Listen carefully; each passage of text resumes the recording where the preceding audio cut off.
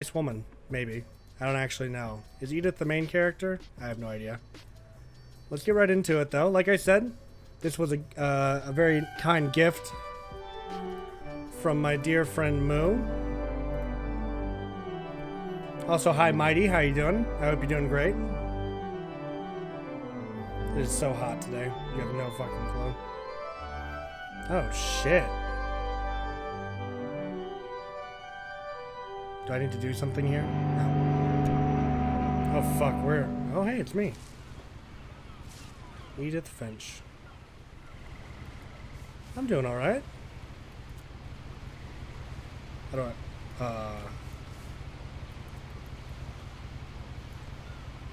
Hello? A lot of this isn't going to make sense to you. And I'm sorry about that. Okay. I'm just going to start at the beginning. With the house. Let me know if it's too quiet, by the way. Oh, shit. Oh, damn. Are we pregnant? I hope not. I don't want to be pregnant, bro. Hello, gamer. Hello, fellow gamer. How are you doing? I lived here until I was 11. Talking but I wasn't quiet? allowed inside half the rooms. That should make it a little bit better. Let me know if it gets too loud or too quiet. Hey, can we grab that? I want to touch this plant. I took a nap at 10 p.m. Why would you do that? Oh, shit. Inside the mailbox were bills from 7 years ago, marked urgent, open immediately. Final notice. Fucking landlords. Holy shit. I hadn't been back since my brother Lewis's funeral. Oh shit.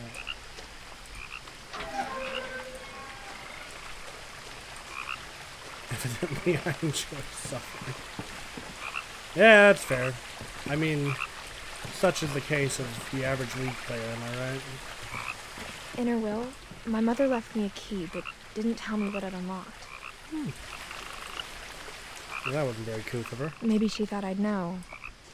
Or she thought that the mystery would be enough to bring me back. Can we go down here? I don't want to go straight up to the house. I want to look around a bit. Oh, my necky neck. Oh.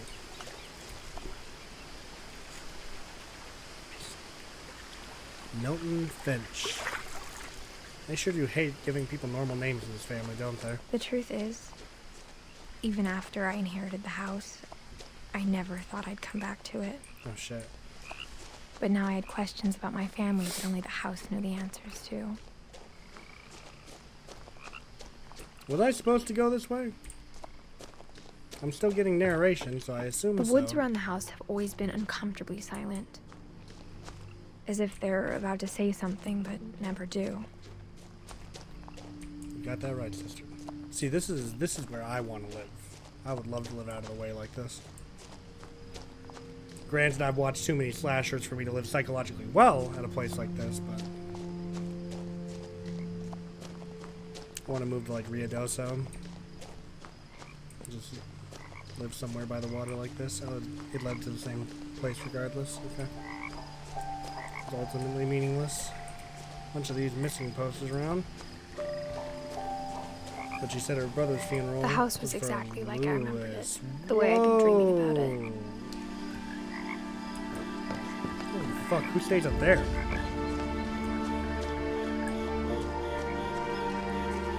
As a child, the house made me uncomfortable in a way I couldn't put into words.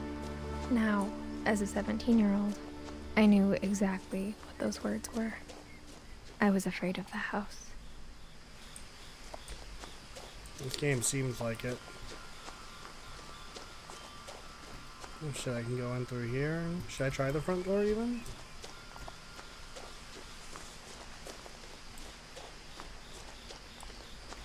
Oh, they handicap accessible, that's nice. I hoped the key might unlock the front door. It didn't. Fuck you. Can I... Oh, I didn't do it right. Hold on. How do I... Yeah, how do I... Okay, now, bring it up. There we go. Looking in, I felt like the house itself had been waiting for me. Let's try through the garage then, I guess.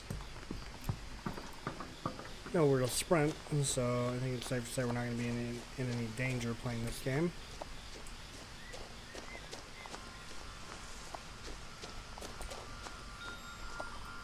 Oh my god.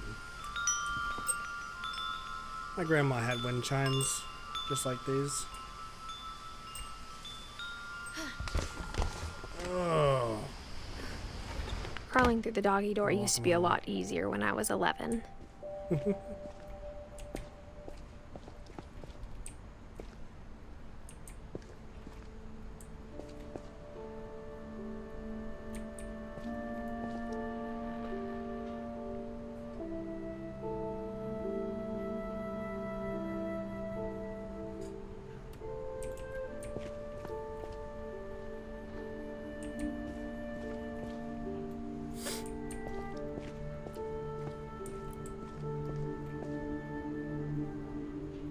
Someone was a handyman. Had a pool like that when we were young too. For the first time in years, I felt like I was home. Holy shit, look at all these books.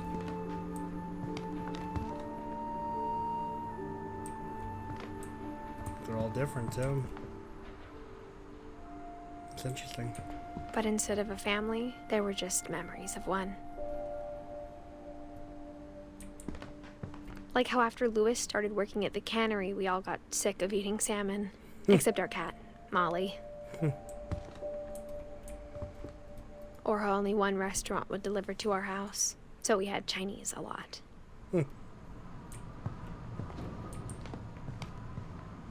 God damn. That's a lot of salmon. The table was still a wreck from the night we left. It was like a bomb had gone off, killing everyone but sparing the furniture.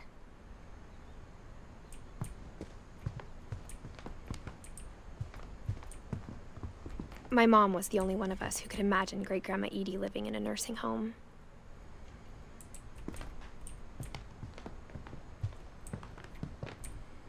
Nothing in the house looked abnormal. There was just too much of it, like a smile with too many teeth. That's a hell of a table.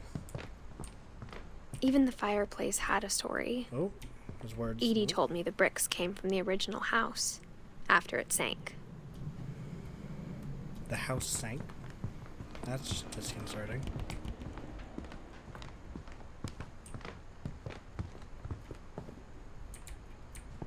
What's in here?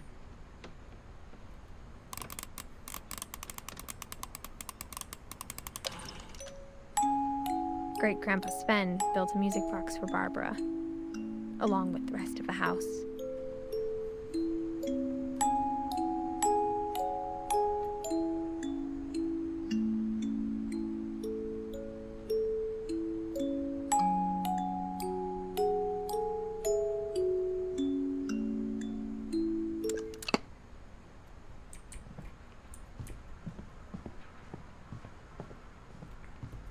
A lot of things got left behind in the whirlwind of that last night.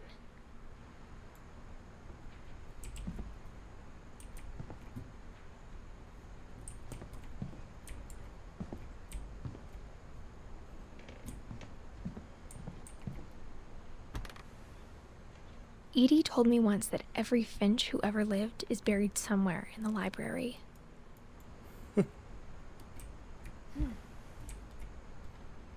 Interesting. Can I get in there? No? Maybe? No. No. Let's see what's over here. Mom always told me to stay out of the basement, so I wasn't too surprised when the key didn't fit.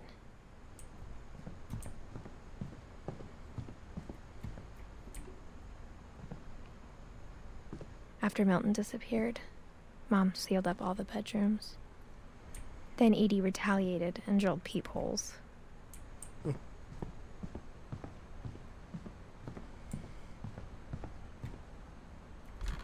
Calvin. My Grandpa Sam spent 7 years sharing a room with his dead brother, Calvin.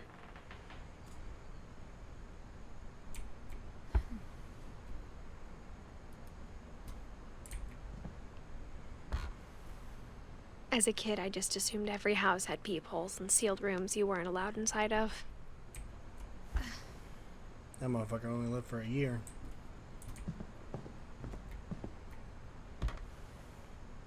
The last time I was in Edith Sr.'s room, I was 10 and she was painting my portrait.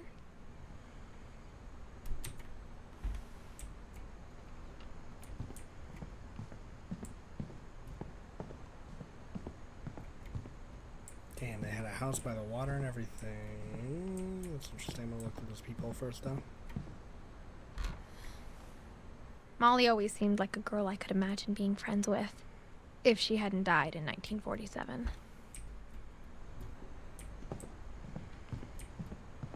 I spent a lot of time playing in Great Uncle Walter's room. I think my mom sometimes regretted not sealing it up.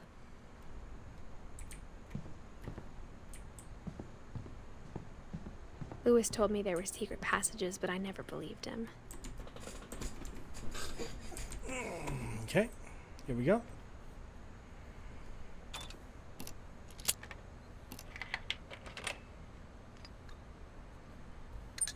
Turns out, my mom was really good at keeping secrets. Oh, Jesus. Oh.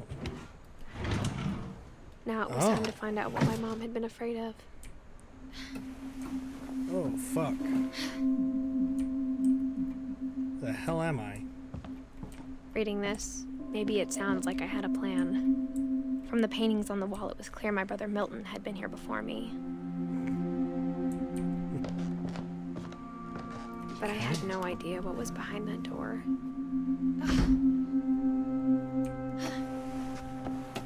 Excuse me, coming through. Just like I had no idea where all this was gonna lead.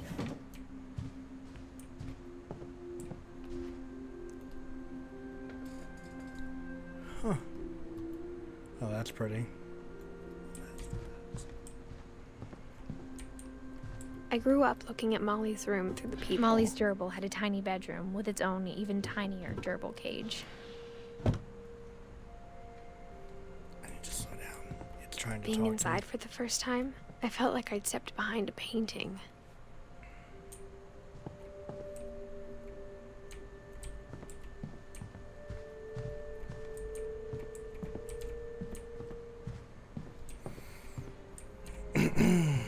Oh. December 13th, 1947. Dear Diary, I'll be gone soon, but I wanted to tell somebody about what's gonna happen. It started when Mom sent me to bed without dinner. I woke up and I was starving, so I looked around for something to eat. Oh man, it got so much smaller. The gerbil food was dry, but I didn't mind it.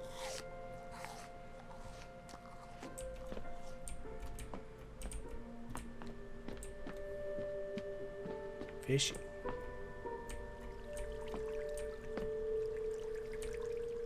I thought about eating Christopher, but I held back. Fucking nutball. Can I leave through here then, I take it? I imagine.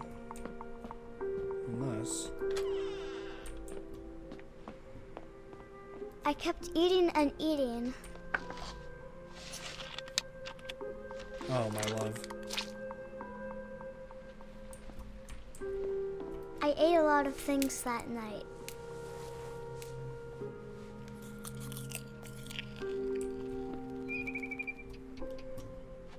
What? Then I heard chirping outside my window. It was a barn swallow going back to her nest. I reached out for her.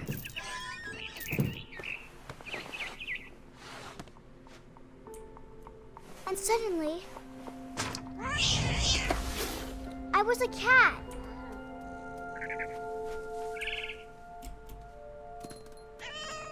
I tried to be quiet, but the bird was really scared.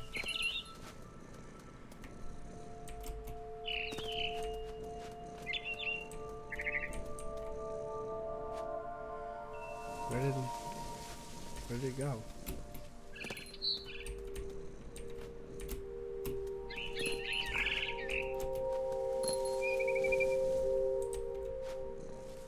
How did you...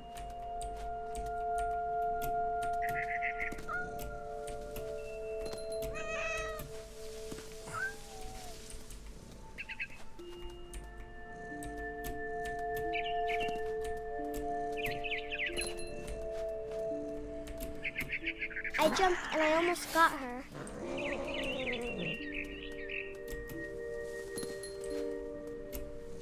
I could tell she was getting really tired. Now I was up in the big tree. I promised Dad I wouldn't climb it anymore. All I cared about was eating that mama bird. I gobbled her up. And suddenly, I was an owl. First, all I heard was the wind. Then I heard little teeth nibbling in the grass.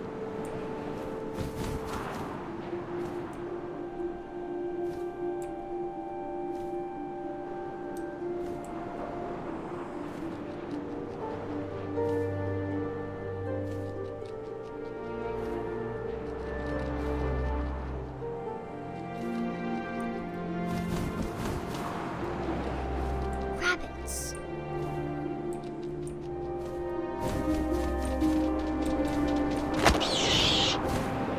I'm not sure if I was gonna get him or not.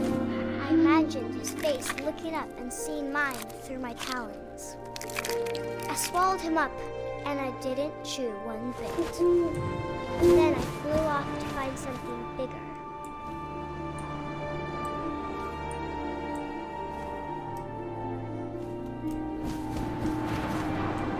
A mama rabbit.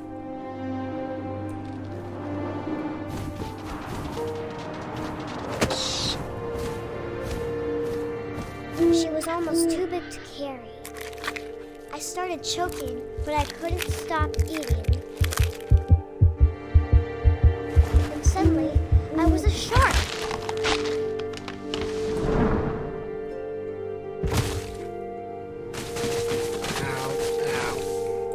Off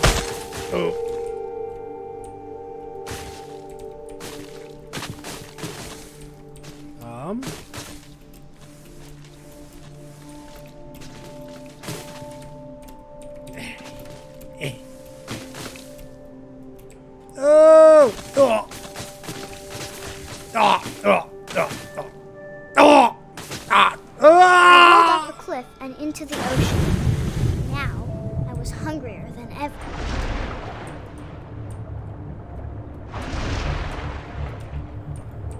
I can't. Oh, okay. I control this. I wanted fat, juicy seeds.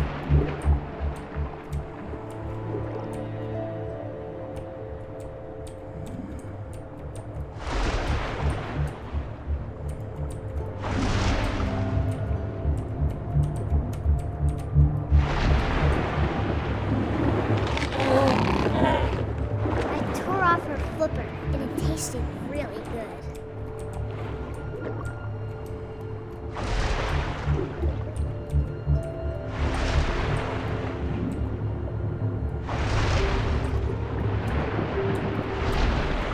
Did I just... Oh my god. Oh, this is very difficult to control. Hello? I don't know where she went. Oh, there she is.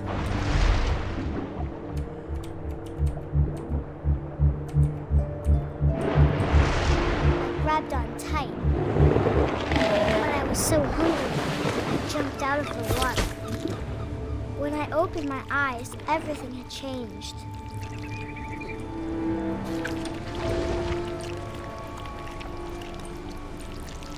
Now I was a monster, and I smelled people everywhere.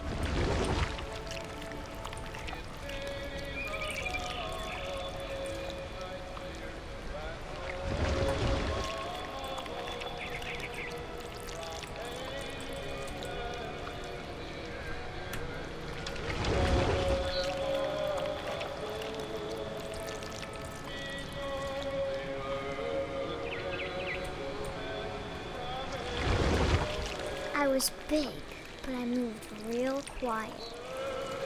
That's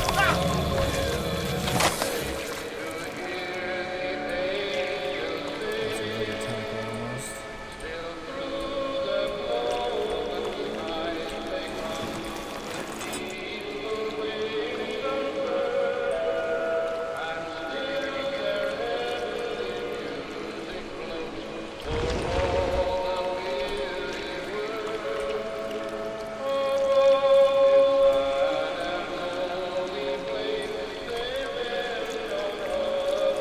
What the fuck are you trying to take me, bro? I'm trying to go up these goddamn stairs, but there we go. Goddamn.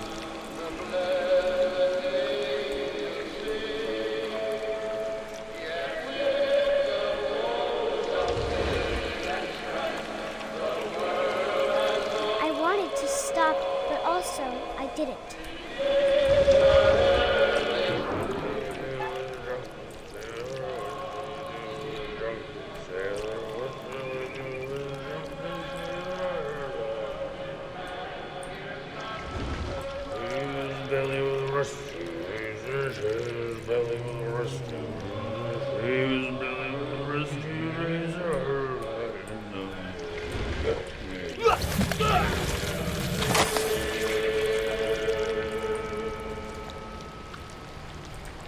Reminds me of that one game.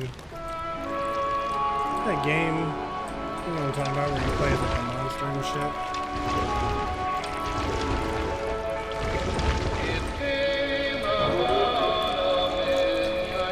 After the last passenger, I was still hungry. And across the water, I smelled something new. Something I had to have, so I swam towards it.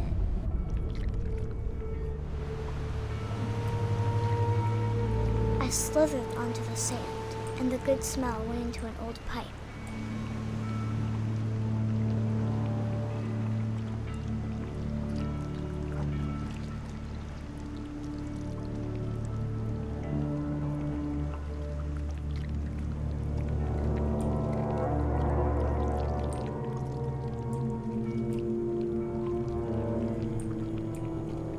I got closer and closer.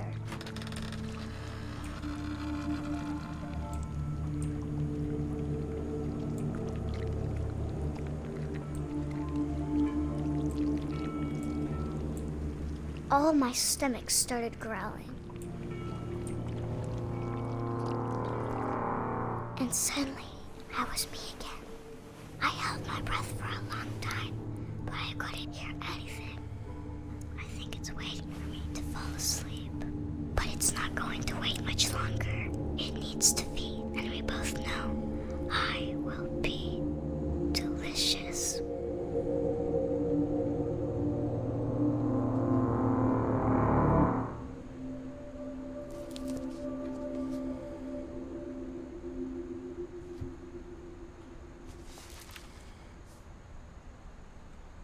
I'm not sure if I believed all of that, but I'm sure Edie would have.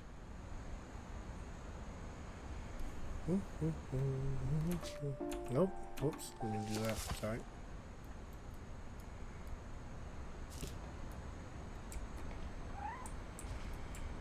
Yeah, it's one of I them. can't describe it, but I felt like some part of Molly was still here.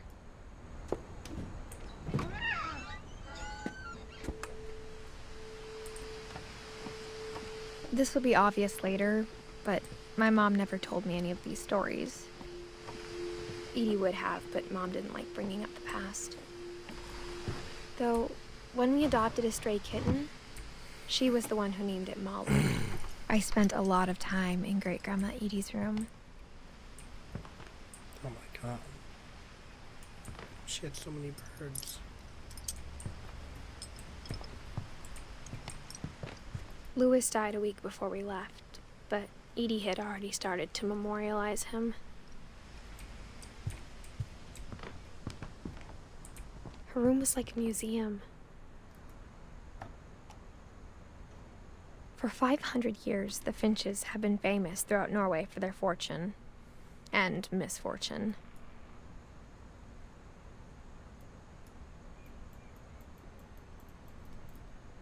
Odin Finch buries the latest victims of the family curse, his wife Ingeborg, and their newborn son, Johann.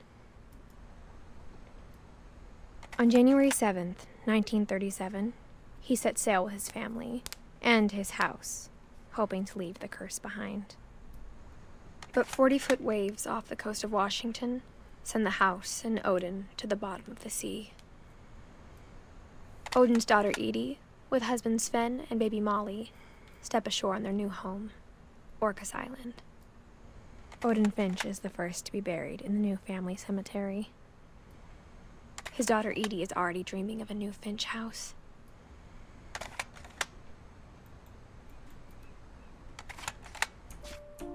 Alright, exit out of things. Oh, is it S? Okay. Whatever's wrong with this family, it goes back a long ways. Okay.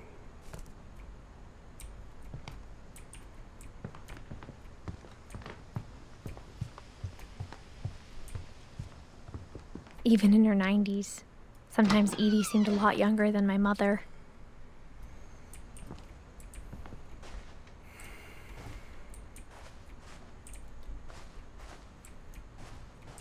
The only trace Grandpa Sam's first wife Kay left on the house was the pink bathroom. Let's say. It was a pretty big trace.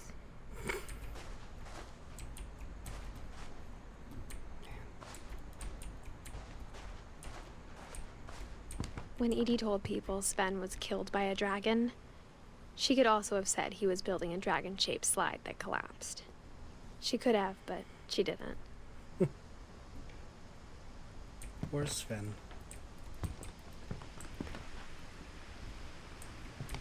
Edie gave a big interview about a mole man living under the Finch house.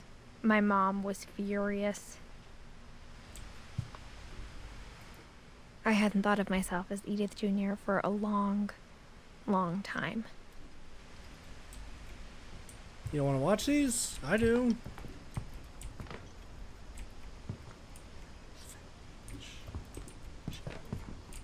Alright. I think that's everything we can see in here. No comment on these beautiful birds. Fair enough, dude. Fair enough. Something making noise. I think I'm running into the cages or something. Edie knit me a new pair of gloves every year, just in time to replace the old ones.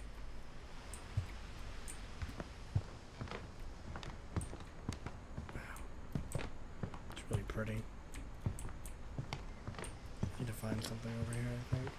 Something's calling me back over here. This is me running into them, like.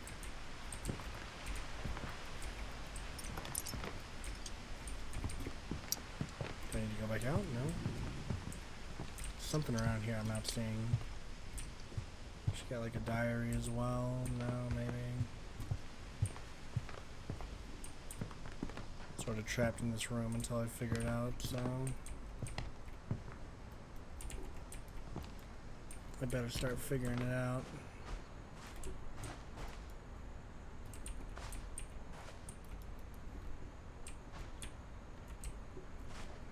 Oh.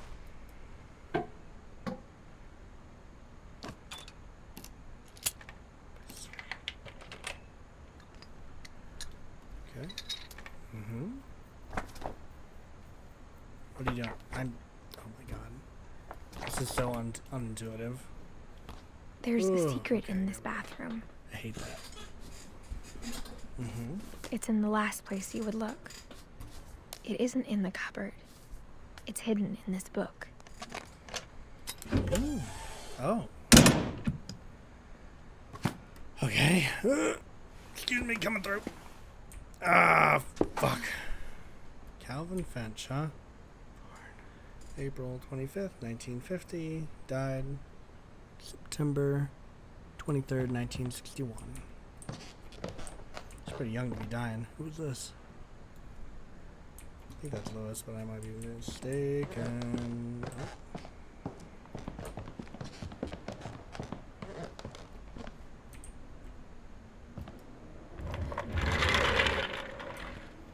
Whose room is this? It's Calvin's room. Looks like you wanted to be an astronaut. I knew Grandpa Sam had a twin, and that he never talked about him. I guess my grandpa didn't like history any more than my mom did.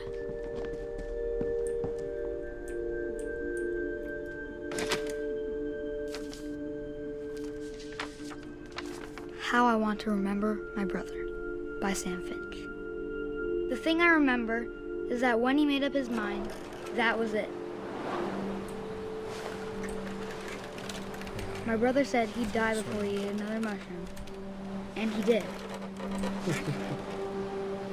At Barbara's funeral, we swore we'd never be afraid again. And he wasn't. I think Calvin always wanted to fly.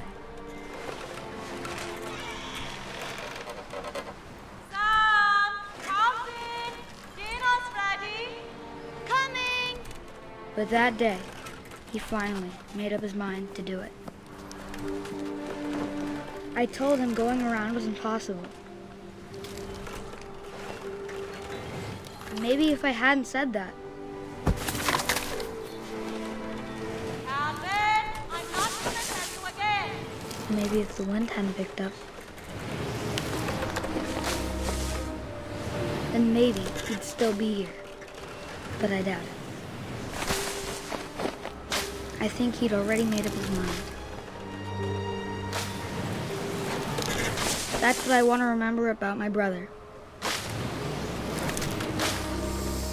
Oh, God. He did it! The day he made up his mind to fly. And he did.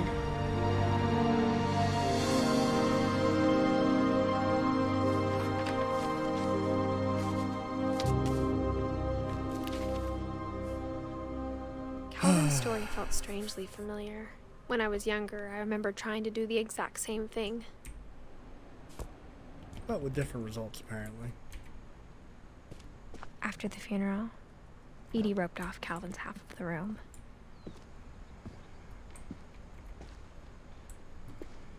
That's cute. Wait. I feel like I'm missing stuff. Hold on. I don't want to go in just yet.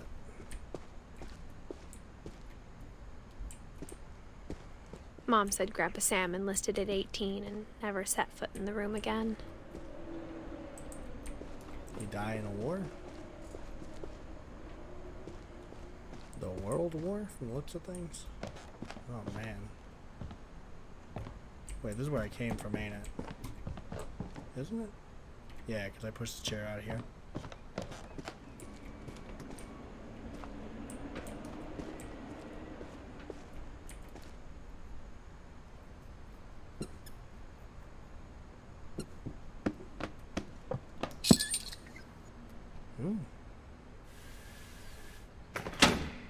Oh.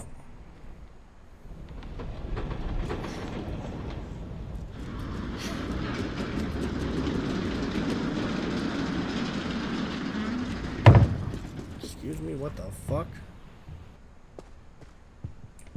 The passages were a pretty tight fit.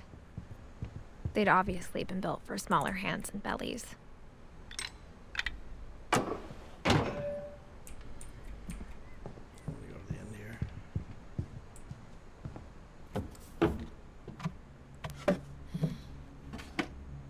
Growing up, I always thought of Barbara as a child star.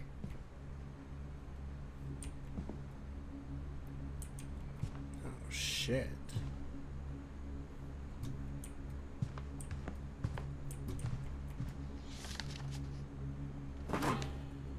Of all the stories people wrote about Barbara's death, I'm surprised Edie saved this one.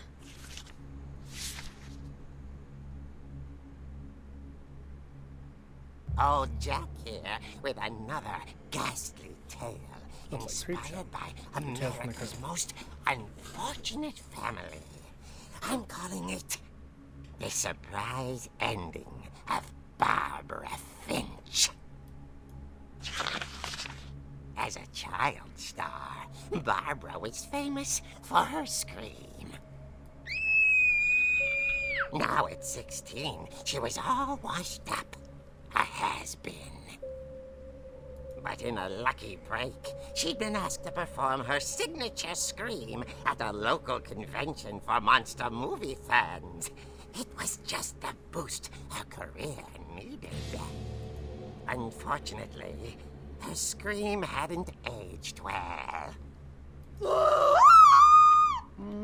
Getting better. I think you just need the right motivation. Her biggest fan and current boyfriend, Rick, was about to demonstrate when... Now that was a great scream. It was Barbara's father, Sven. He'd slipped into a table saw and had to be rushed to the emergency room. So Barbara got stuck babysitting her youngest brother, Walter. Her convention comeback was cancelled. Okay, I'm hearing frustration, but I'm not hearing terror. What if I tried... A gang of hoodlums in Halloween masks have been terrorizing Orcas Island tonight. Police are urging residents to... That came from the basement. You're right! Also, I loved your delivery on that. Why is your basement door locked? Because my dad likes making puzzles and secret passages. There's a key hidden in the music box. The secret is to keep winding and winding until finally the key pops out. Thanks, babe. I'll be back in a sec.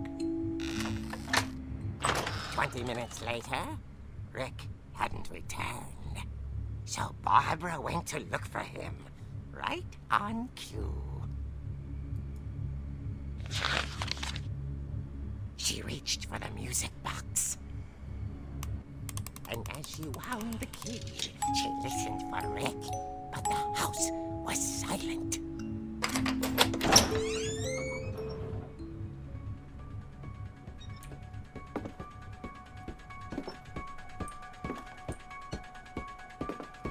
She found Rick's crutch and imagined the worst.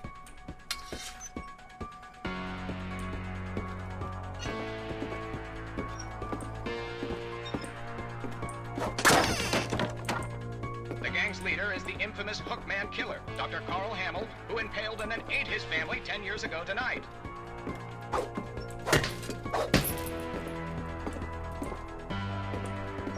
The old fridge rattled and grew still.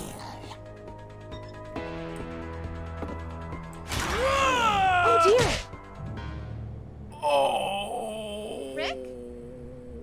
Barb, relax. I was just trying to scare you to help you find your scream. Well, I'm not scared, Rick. I'm furious. Then act furious. All I'm getting from you now is that you're hurt and confused and She threw him out, but she kept a little something to remember him by. Barb, have you seen my other crutch? And she was still holding it when she fell asleep watching the late picture show.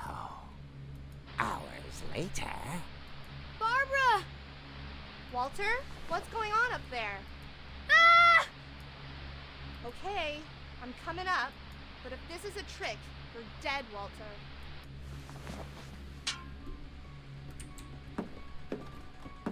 Oh, fuck the stairs in this place.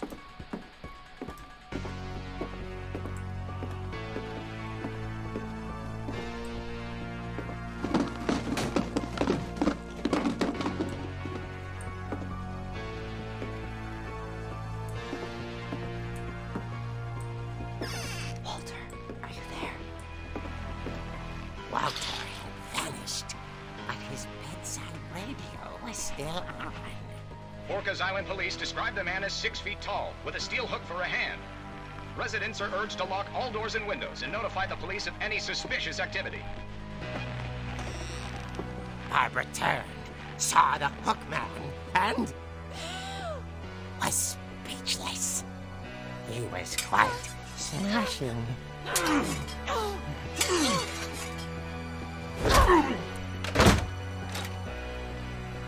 then he was. He couldn't get enough of Barbara. Okay, Barbara, there's gotta be another way out of here.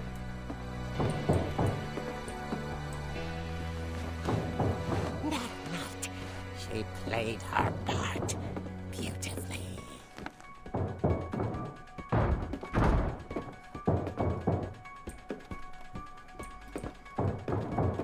Molly's door hadn't been opened in years. The hinges groaned.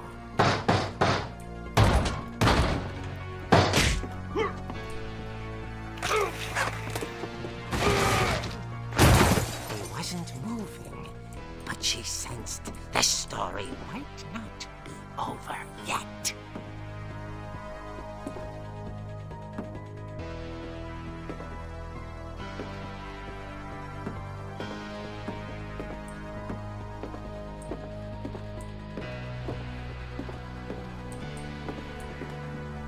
The hookman had vanished. She listened for his breathing, but all she heard was...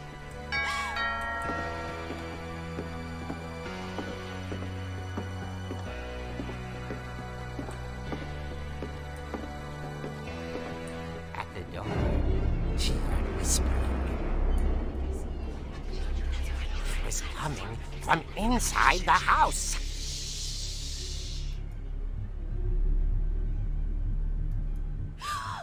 Oh dear.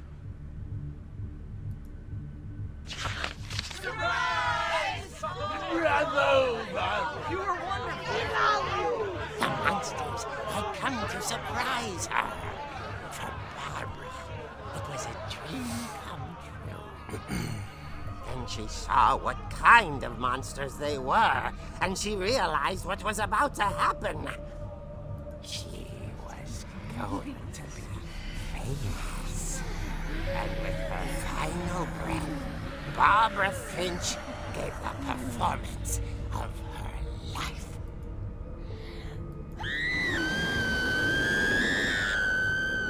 I wasn't there myself, but I hear Barbara was magnificent.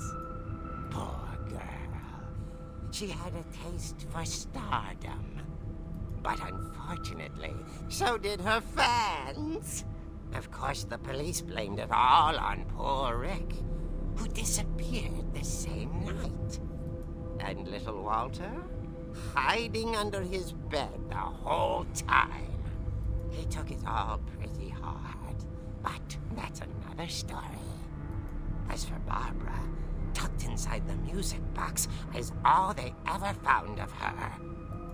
Her ear.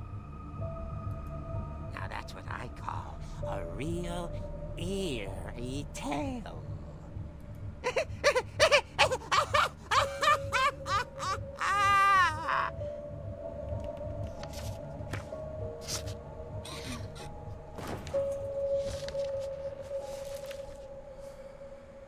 Edie told me all Barbara wanted was to be remembered, as absurd as that comic was. Maybe what Edie saw was a happy ending.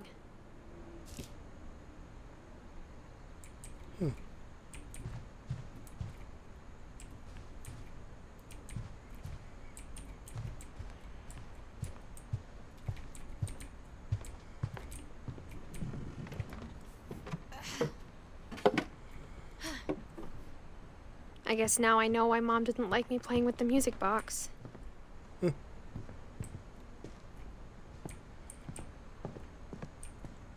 Mom must have locked the third floor stairs on the night we left.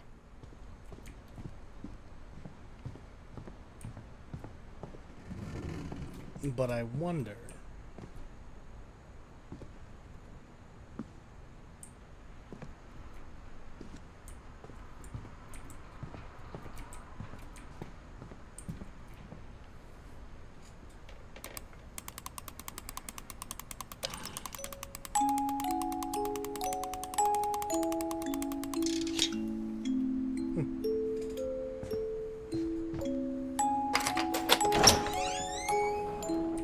I wonder if you can do that at the beginning or not.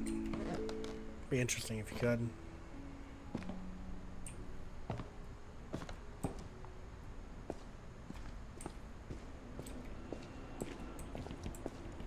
Mom said the basement was off limits, unless I wanted another tetanus shot.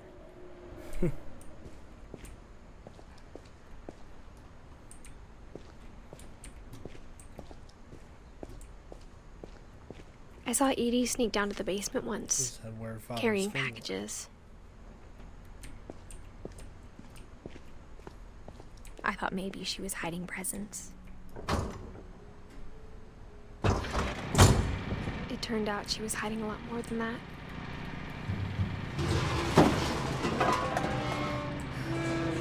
Oh, shit. I remember asking Mom once about where Walter had gone. She said after Barbara died, he got as far away as he could.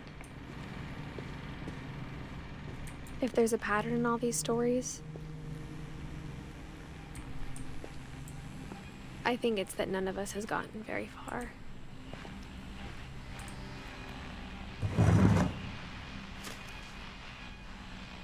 Goodbye, everyone. I can't believe I've been down here for 30 years. On that first day, after the shaking started, I didn't think I'd survive a week.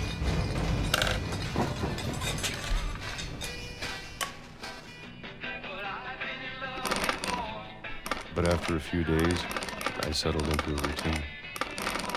That's what kept me sane. Having a schedule, living for today. I always expected to be dead tomorrow. But if you wait long enough, you get used to anything.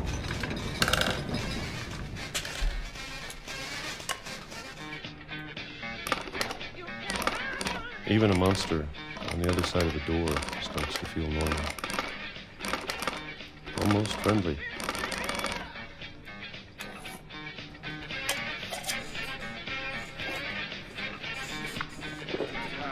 And then one day, everything just stopped. Whatever that thing was, it was gone. Maybe it got tired of waiting. Or maybe I just got tired of being afraid.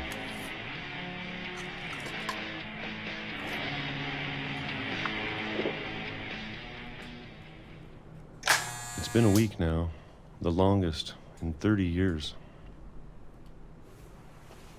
I'm done waiting. I have to leave while I still can. It's like, what, 57?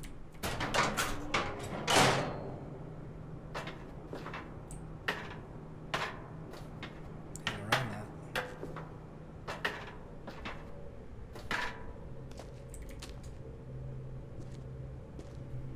I know it's out there somewhere.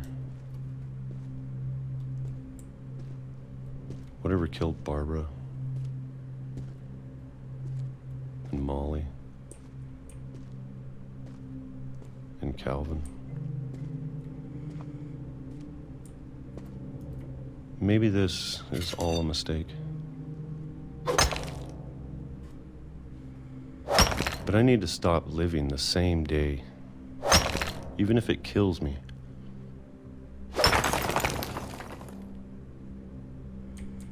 Whatever's out there, I want you to know I'm ready for it. And then you got hit by a fucking train, didn't I'm you? going to appreciate all of it, especially the food. I don't mind if I only have a year left, or a month, or a single week. I'd be happy with one new day. I can already imagine the sun on my face.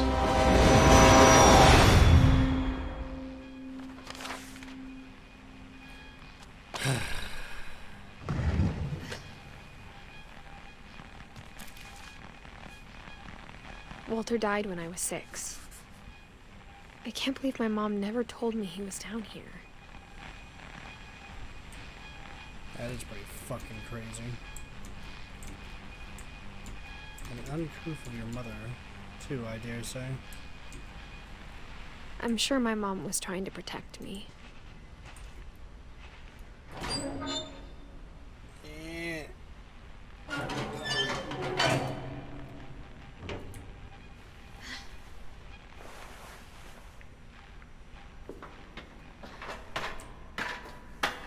Maybe she was afraid I'd end up like Walter. But if she never told me about an uncle under the house, I can only imagine what else she was hiding. I don't want to make the same mistakes she made. Trying to bury something that's still alive.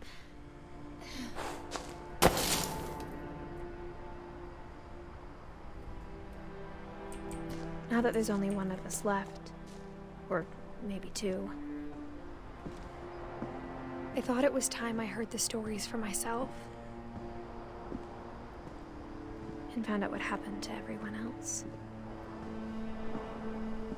But now I'm worried the stories themselves might be the problem. Maybe we believed so much in a family curse, we made it real.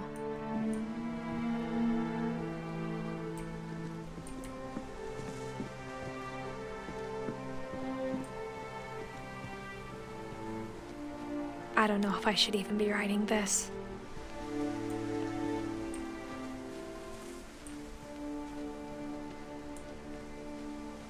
Maybe it'd be better if all this just died with me.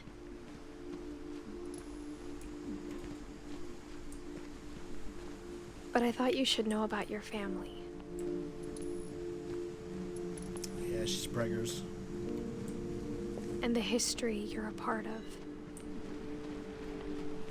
Though to be honest, I feel as lost as you probably do right now.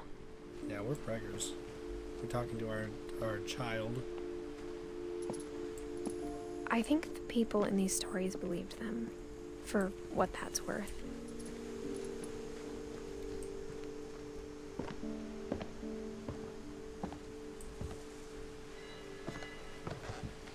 Excuse me.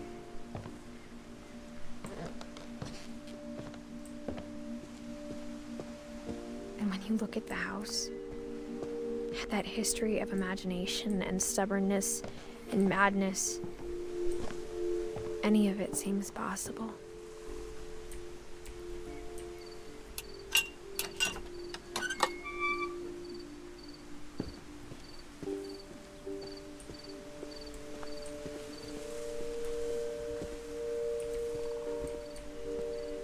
I think we've been surrounded by death for so long, we've just gotten used to it.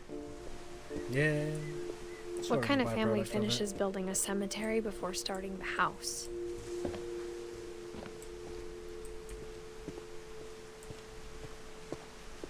It's embarrassing for me to admit this, but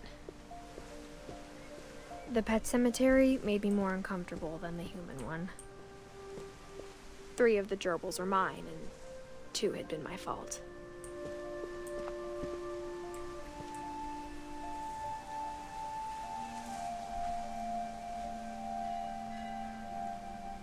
Shucks.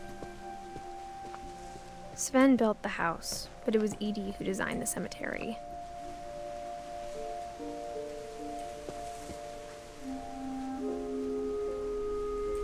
Damn, it's my birth month.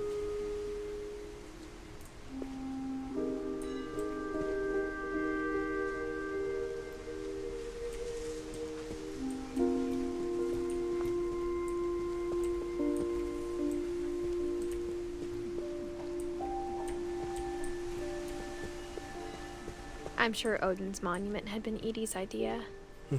My mom was always trying Hi, to Evie. move How you on, doing? But for Edie, the past never went away. She could see it poking out of the water at low tide.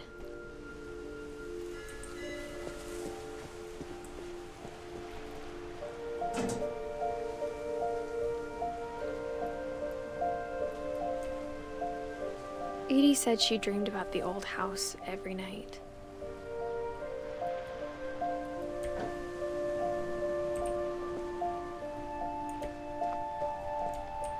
Got more this way or not?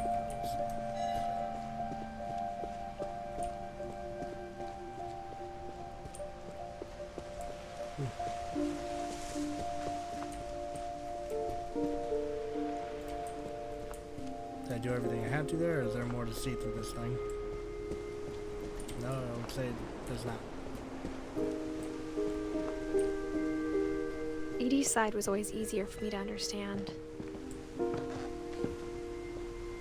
But the older I get, the more I can see where my mom was coming from. She lost 2 of her brothers, just like I did. I get why she tried so hard to protect us. There's so many things I wish I could ask my mom now. Part of me thinks this is what she wanted all along. For me to come back someday and find everything out for myself.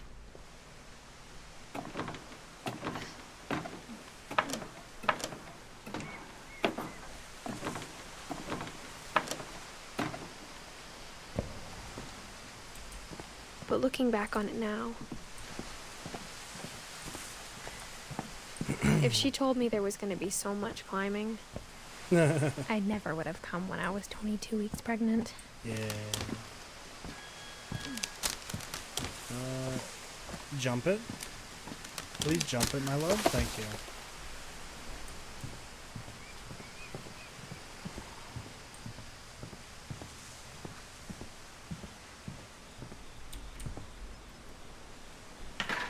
I never met Grandpa Sam, but I think he and my mom had a lot in common.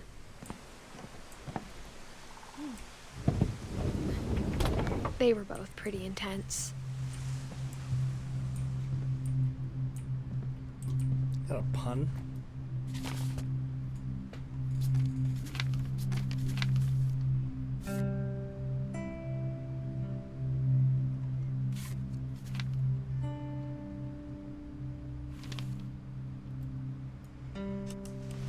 Dawn, I promise, you'll never forget this weekend. Yes, sir. These memories are gonna last a perfect. Whoops. It's gonna rain the whole weekend, isn't it? I will never forget this weekend, Dad. That's the spirit. Okay, got it. I'm gonna take some pictures, okay? Just be careful. That camera's older than you are.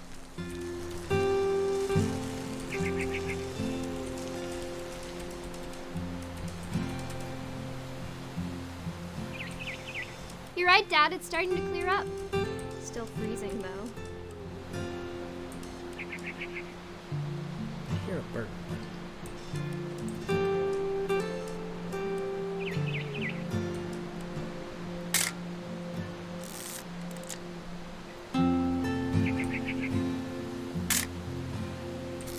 Guess that's not what they wanted, huh?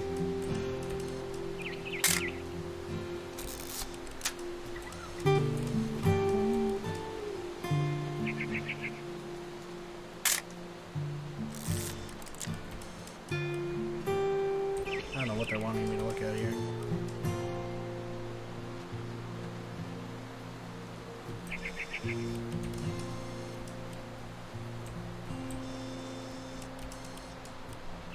Definitely should not have drunk all that coffee.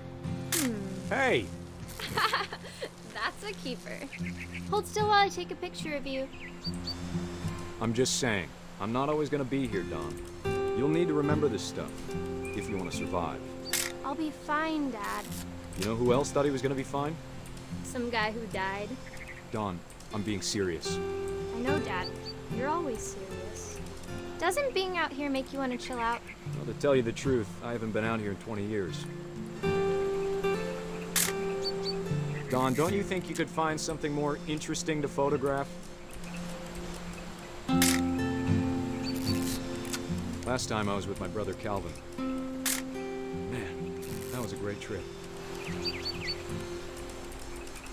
Your grandpa Sven taught us how to fish, how to build a fire.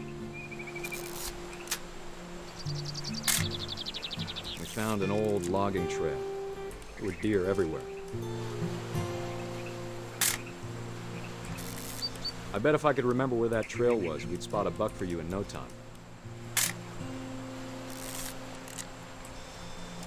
Give me a minute to check the map. You don't need to waste any more film on me, kiddo. Yeah, but I want to.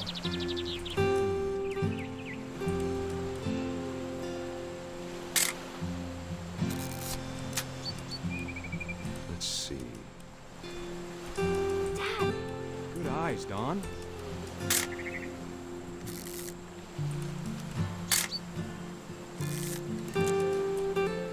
Before you take the shot, let me get a picture of it. Dad, I... Just breathe. Turn off your imagination. Focus on your target. Let me get behind you. Do I have to do this? Dawn, you don't have to do anything. But if you want to survive, you'll need to be strong. Great shot, Dawn!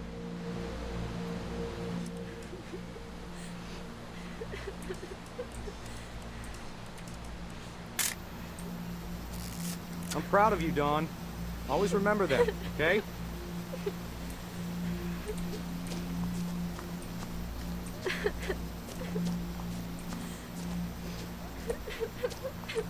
Dad, it's twitching.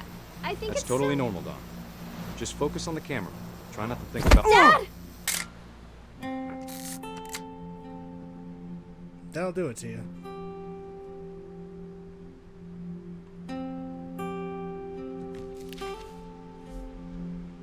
Of all these stories, that's the one I wish most that my mom had told me.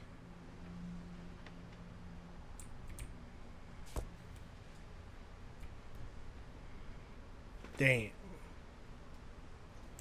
Survived the Marines and shit just for that to happen. Unlucky. Oof. God damn. This architecture's fucking insane. Oh, gotta crawl again. After Sam died, my mom and Edie got really close. They'd both lost a lot.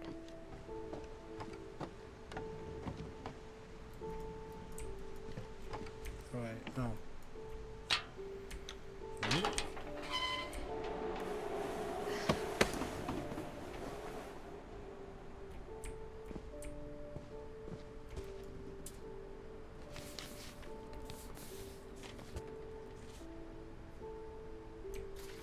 Dear Kay, do you remember the way Gregory used to laugh when he thought he was alone? Like something funny was happening, but only he could see it. Over, Gregory. It's time to... Hold on, sweetie. Hello? Sam, I told you I don't want to talk right now. I wonder what he saw.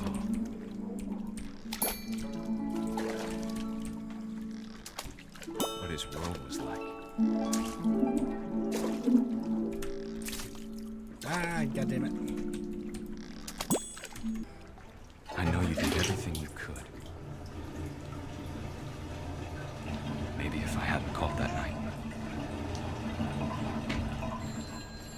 Damn it. Hold on, I don't want Gregory to hear this.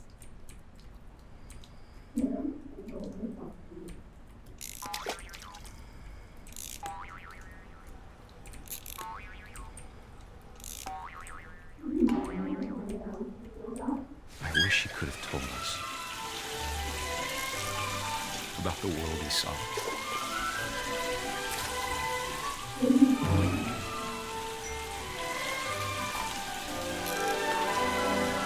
There's so much I don't understand about Gregory, about everything.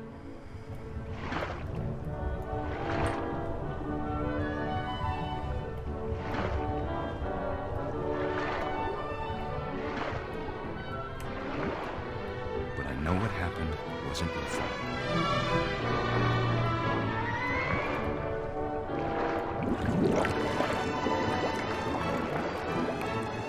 I'm sure he's happy.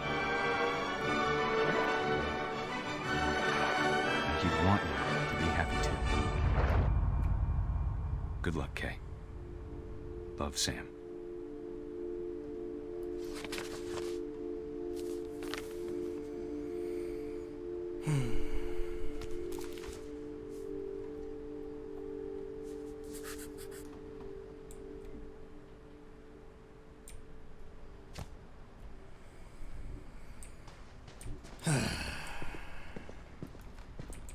can't imagine my mom ever writing poetry, and yet...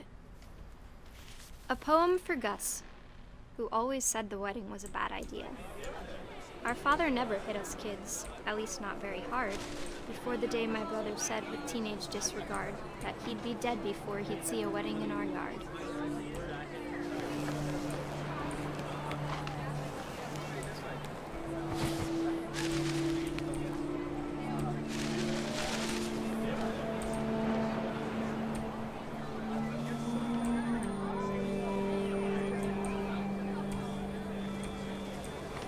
You gotta read it to me. I don't know My what father it says made about him it. come, of course, but Gus stood far apart, just flew his kite and bottled up the storm inside his heart.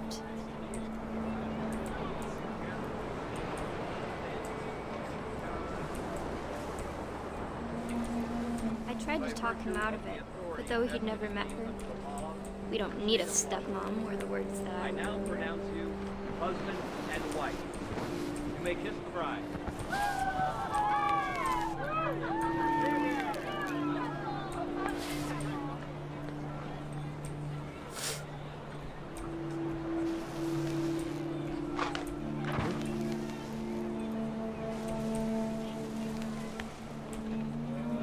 When the time for photos came, Dad ordered him to come here.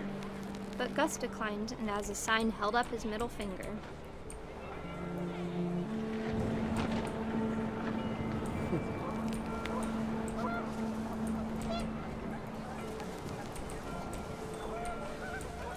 The wind picked up, and panicked geese appeared and quickly went.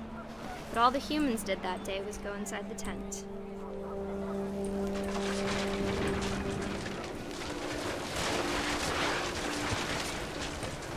The rain came down in buckets then, but no one seemed afraid that nature might destroy the tent our dad had crudely made.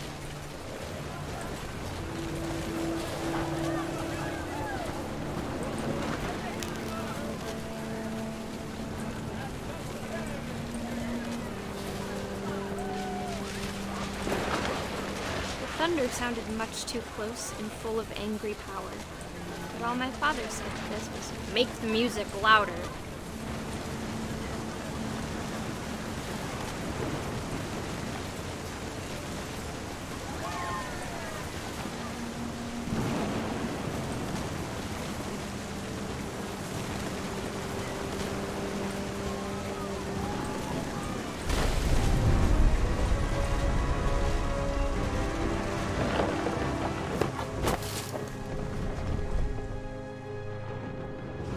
I wish that I could truly say I thought about you on that day. Out there on the beach alone, just you, the wind, the sea, and foam. But I didn't, until we found you.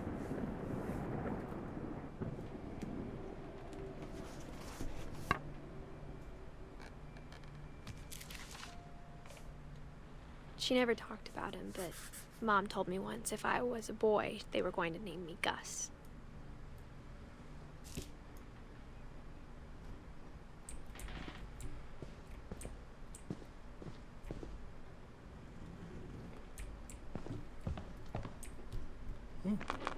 My mom moved up to the loft after her brothers died. At the time, it was as far away as she could get.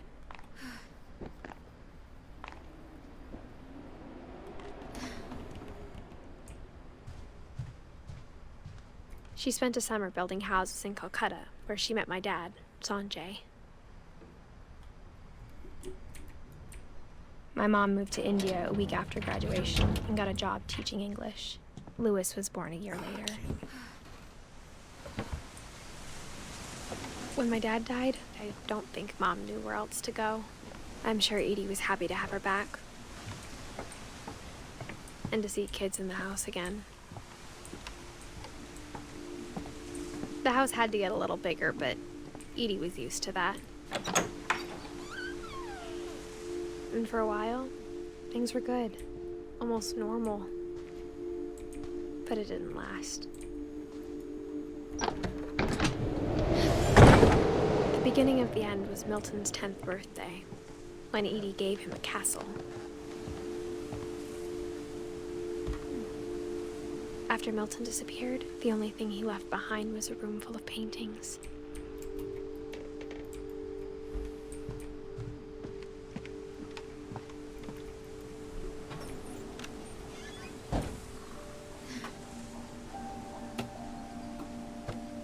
Okay.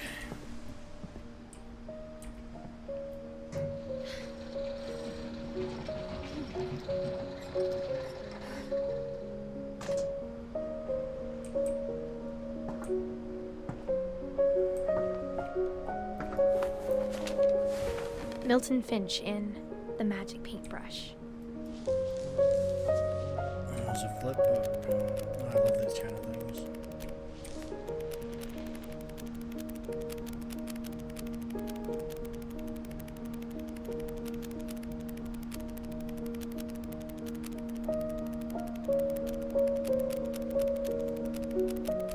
I've seen someone actually do one of these. They're kind of really incredible, honestly. Oh.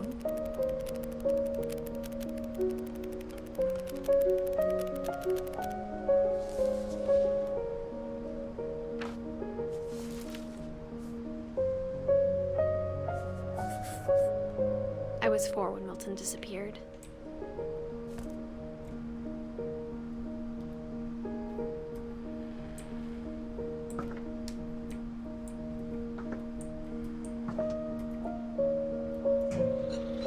Mom spent months searching for my brother.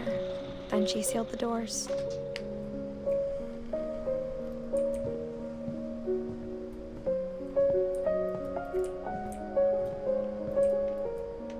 Whatever Milton had found in the house, Mom didn't want it getting out.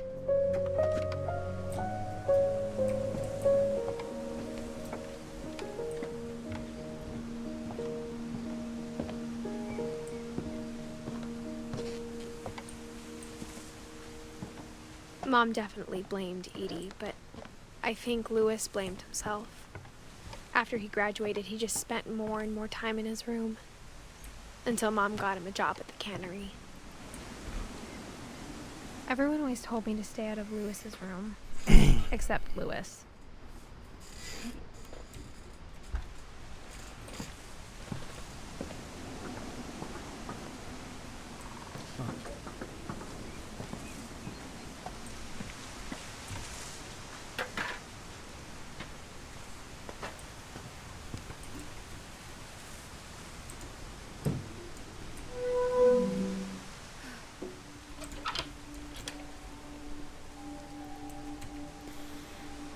Well, on to the next one, right? I suppose, maybe. Probably not. No. I suppose, maybe. Who knows? Alright, well. Fucking here goes nothing, I guess.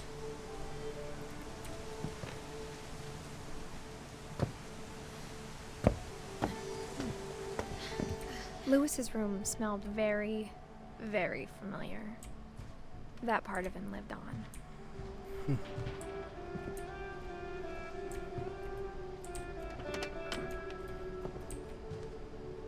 Shit. Lewis had a gamer room. Oh, what the fuck? He was so proud of being Indian. I think for him, it was a way to be something other than just a Finch. Lewis and I spent a lot of time playing games together, but he was surprisingly bad at them. He died a lot.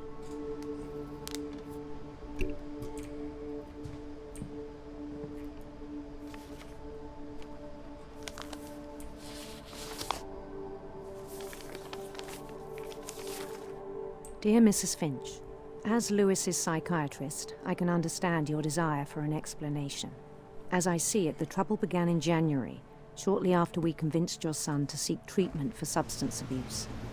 Newly sober, I believe Lewis first noticed the monotony of his daily life.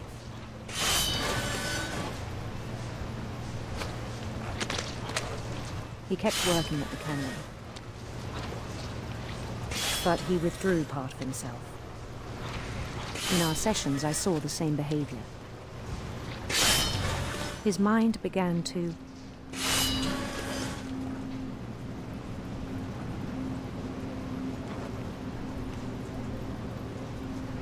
wander. I asked him to describe it. He said he started small. I don't have the brain power for this. Imagining a labyrinth.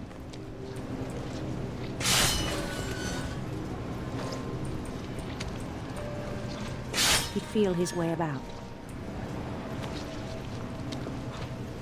Then something moved. Bats. And toads.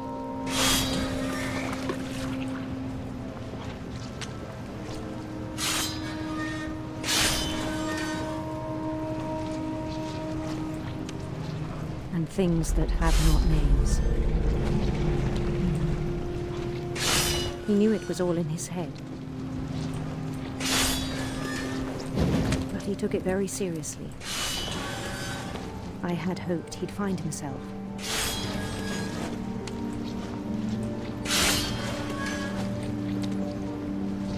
But he found something more.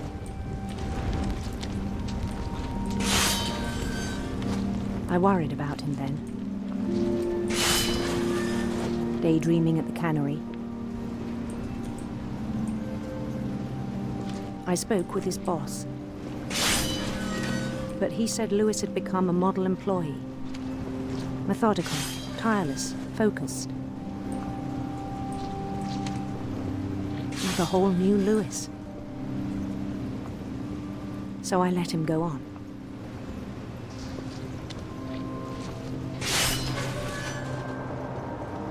I even encouraged him. It seemed very promising at first. He told me he'd made a new friend.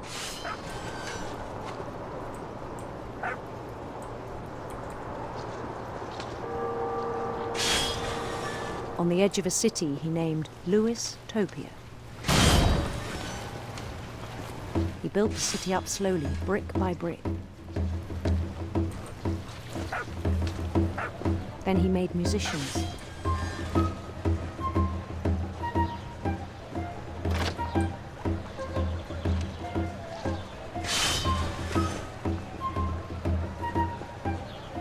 And songs for them to play. He talked about starting a band. And he was always humming something. Every day his imagination grew stronger.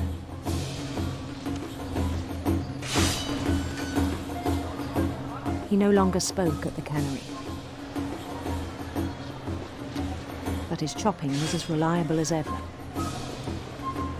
Then one day it struck him that all the cheering crowds, even the stones under his feet, were all in his imagination. So he could do whatever he wished.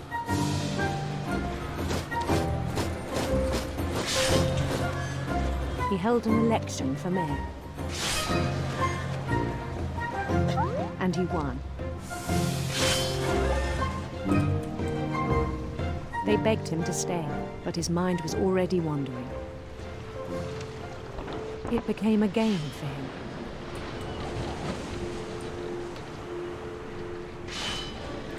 He'd conquer a city, then immediately push on. New Louisville.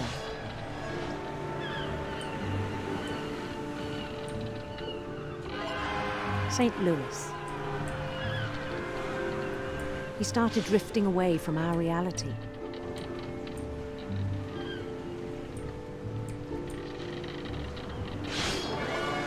Minneapolis. Until one day he forgot to go home from the cannery.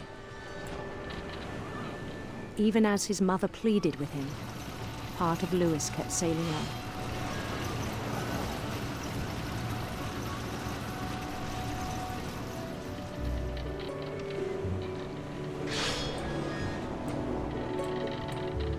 In Lewisburg, he heard rumors of a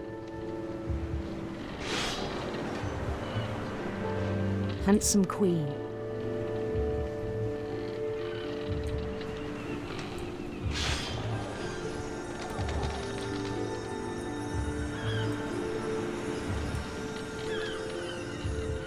The Queen was on her own quest for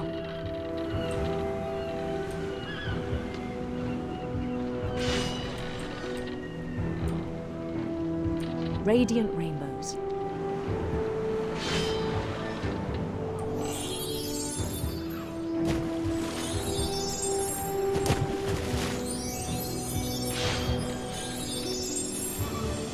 He followed the sound of her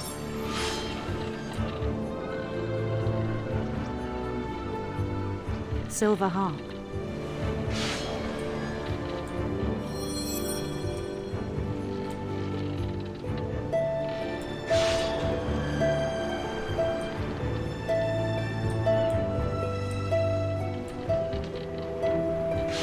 His chase led him to a golden palace east of the sun and west of the moon. Even then, his logic remained sound. He knew the world was all in his imagination.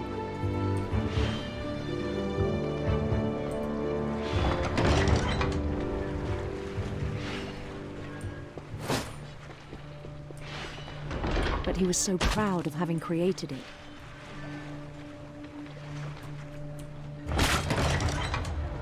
In his own eyes, he'd become something greater than a king.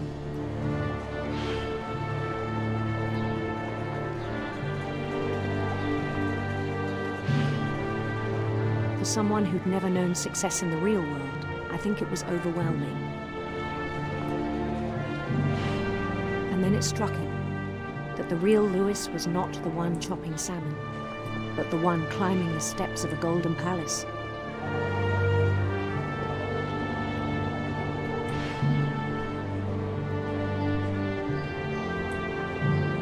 My imagination is as real as my body, he told me. It was hard to argue with him.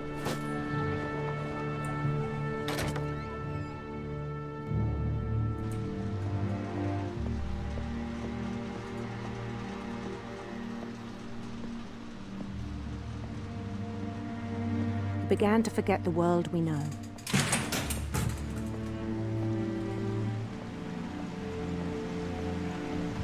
I think it pained him to remember Lewis, the cannery worker.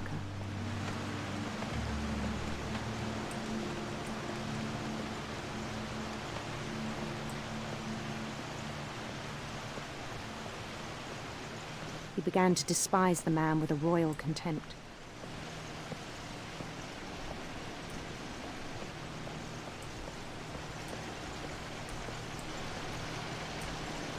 I still thought I could save him. Even after he said he was being crowned king over all the lands of wonder. The palace would be packed with his companions.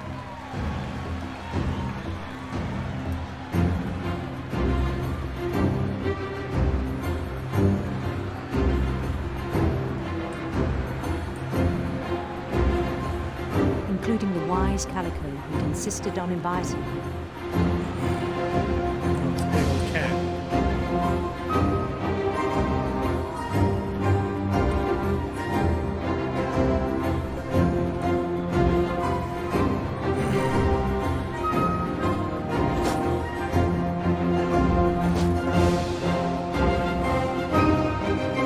His queen waited, holding his crown.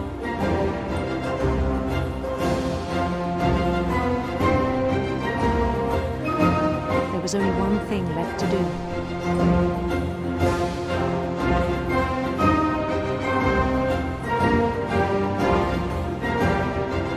Bend down his head.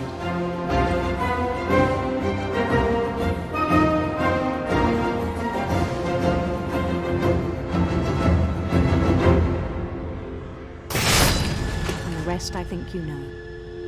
Mrs. Finch, your son was a kind man who will be missed by all of us who knew him.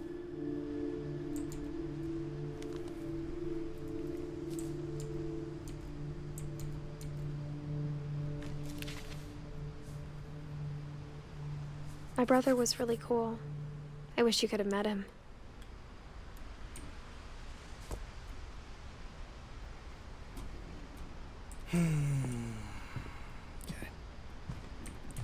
Time for us to head out. We're getting towards the end, I think, boyos. Apologize for being quiet. On the way for the back majority from of it, Lewis's but funeral, my mom lot told me going to on. start packing. She waited until the day before we left to tell Edie. I'm not sure if she wanted to make it easier or harder.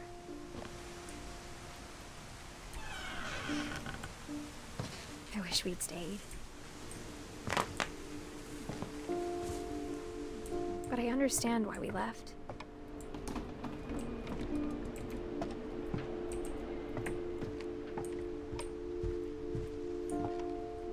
My mom ended up leaving everything behind.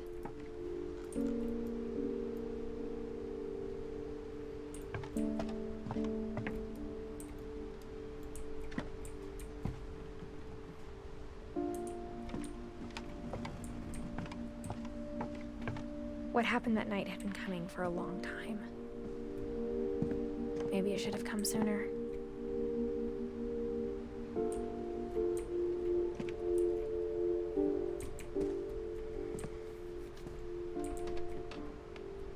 But it had to end one way or another.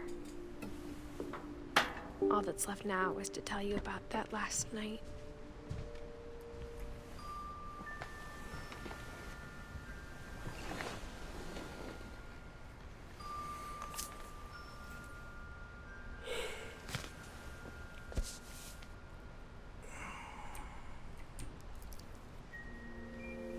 That whole last day, Edie just watched us pack and didn't say a word.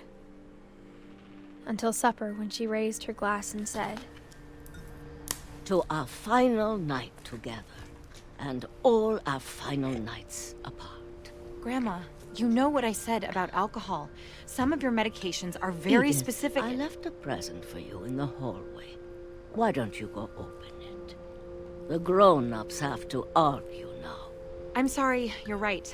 We're all leaving tomorrow. Let's just enjoy our last... I'm not leaving. Edith, you're excused.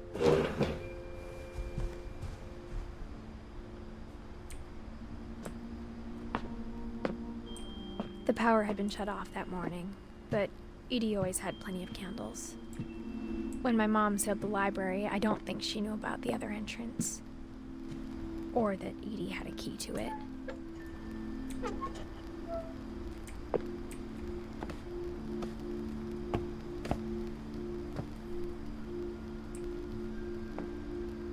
The thing you're afraid of isn't going to end when you leave the house. Edith has a right to know these stories. My children are dead because of your stories. I think it's best if Edith and I leave tonight. We'll have the nursing home send a van for you in the morning, okay?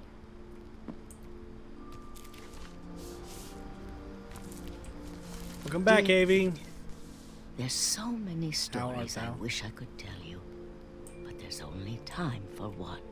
This is about what happened on the night you were born.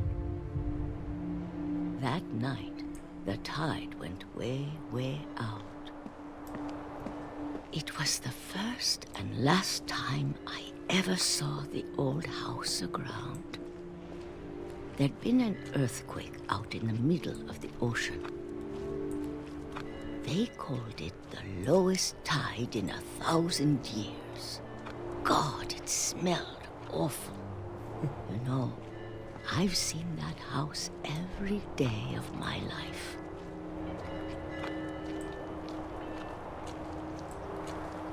But I never thought I'd go back to it. When the fog rolled in, I lost my way.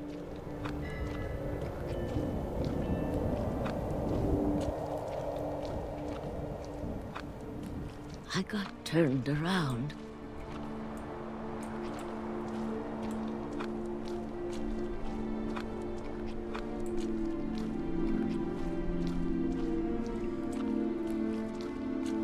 For a while, I wandered. I started seeing things.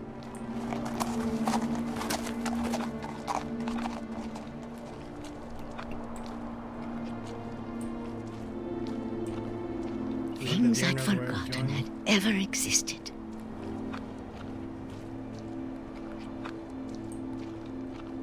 But when I saw them, they felt like old friends. That night, a lot of things came back to me. Or maybe I came back to them.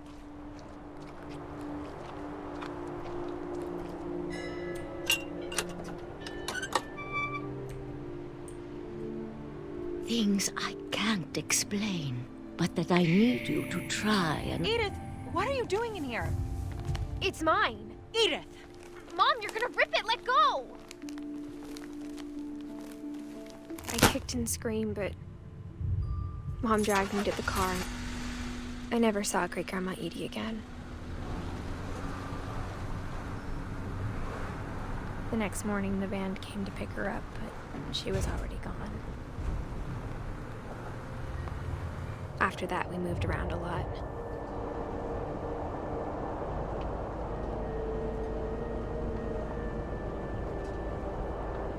We both tried to make the best of it.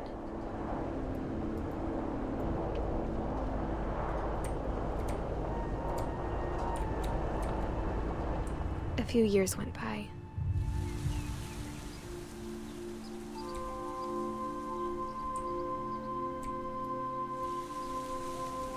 My mom didn't like to talk about it.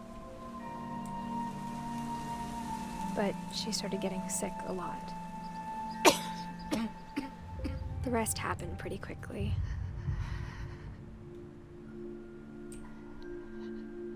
She got better for a while, and then she didn't. And then I was alone.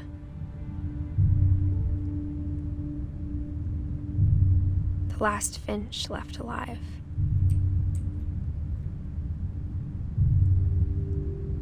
Until I found out about you.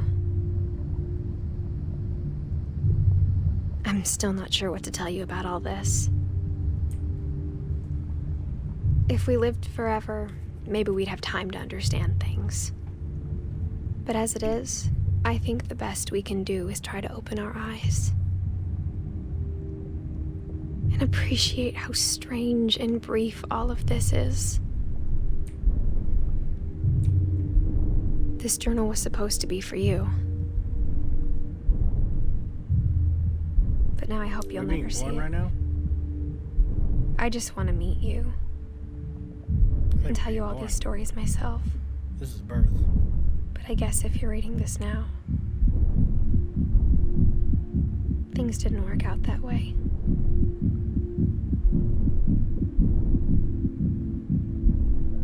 Not really. Each of her This is where your story family begins. members died in I'm some sorry I won't be there to see it. unique kind of way. It's a lot to ask, but I don't want you to be sad that I'm gone.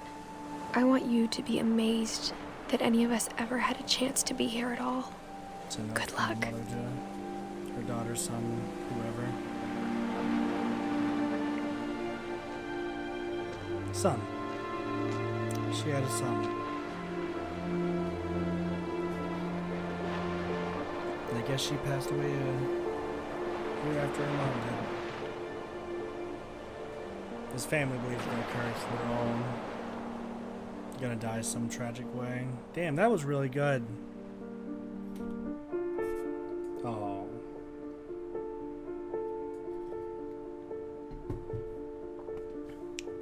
That was fun.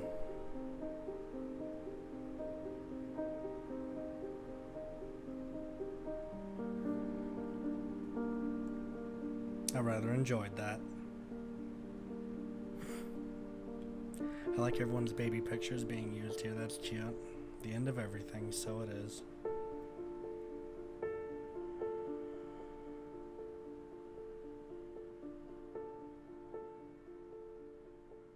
I really rather enjoyed this. This was